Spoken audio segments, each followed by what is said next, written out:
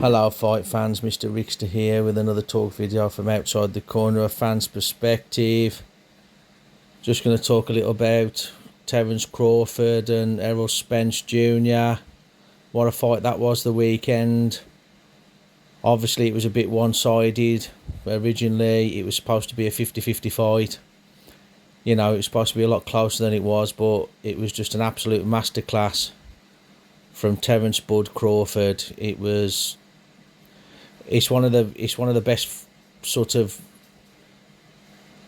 schoolings I've seen for a while. I watch a lot of boxing, and I can't think back to such a masterclass boxing lesson. So hats off to Terence Crawford. It was absolutely spot on. Errol Spence, I'll give him his due. He was a warrior.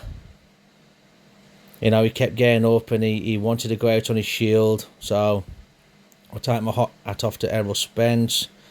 Now, obviously there's a rematch clause, and this rematch could possibly be at 154. Errol Spence has definitely said he'd love to have go again and have the fight at 154.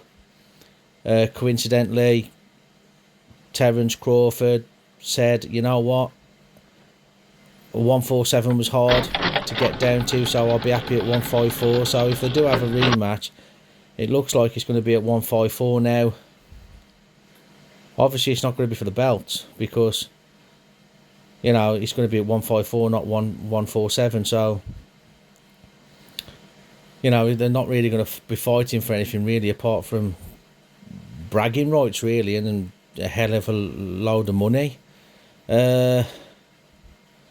There's a lot of other boxers that have called out Terence Crawford now as well. You know, we've got Keith Thurman.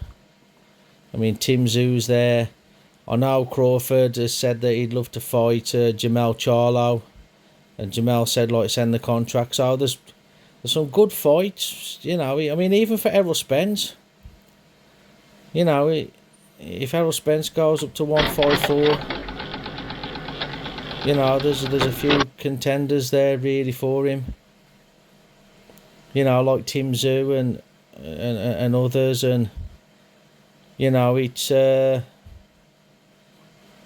I think they'll fight other people next? Probably not. I do think I do think it'll be a rematch at 154 between Crawford and Spence. I can't see it being any different, to be honest with you. It's only going to go one way at the end of the day. It's I don't think Errol Spence being at 154 and maybe feeling as though he's not so weight drained and so weak really is going to make much of a difference. I can't see it. If anything, I'd say Crawford will put it on him even more. It'll be more of a beating.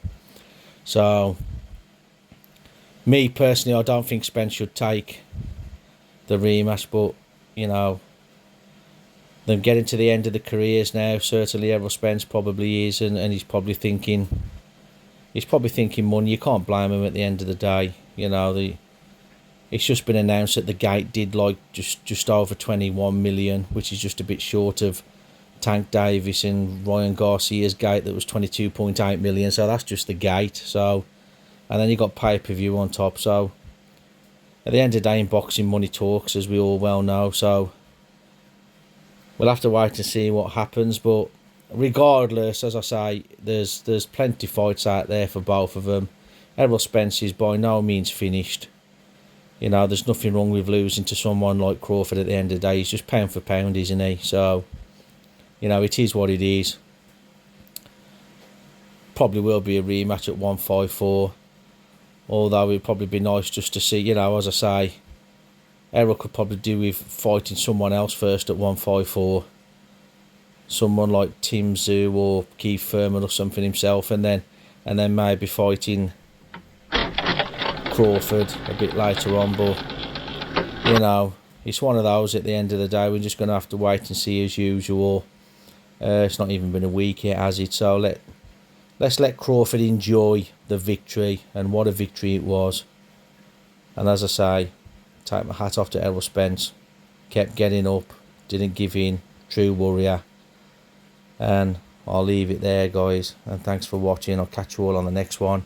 Where we'll be ducking and diving, bobbing and weaving. Ciao for now.